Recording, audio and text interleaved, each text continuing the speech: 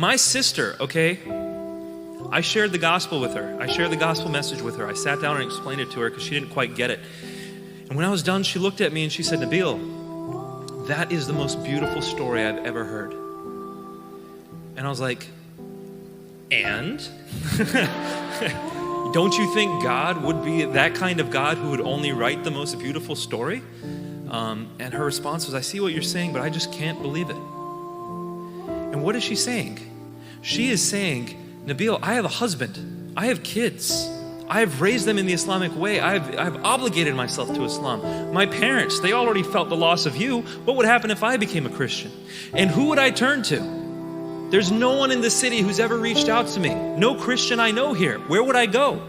It's physically almost impossible for me to do this. And so there's a lot that you're asking from someone who is considering accepting Christ. So, these are the core beliefs of Christianity, Jesus' lordship, his deity and his resurrection, and the core beliefs of Islam. There is no God but Allah, and Muhammad is his messenger. So as a young college student, I set out to determine which of these is true.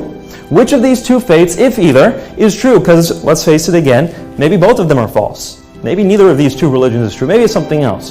But it's interesting that relatively speaking, Islam and Christianity, the two most adhered to faiths in this world, have relatively verifiable claims.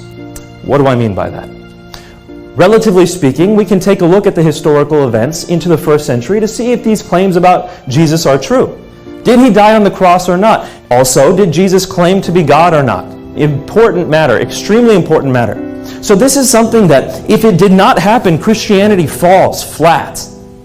So he's the role model. Yeah. Right. What did he wear? The reason why Muslims will often grow their beard to fist length is because Muhammad's beard was that length. He used to shave his mustache, so many Muslims will shave their mustaches. They wear their pants at a certain height. The more traditional Wahhabi sort of stalwart Muslims will do that because Muhammad was known to not let his pants drag below his ankles.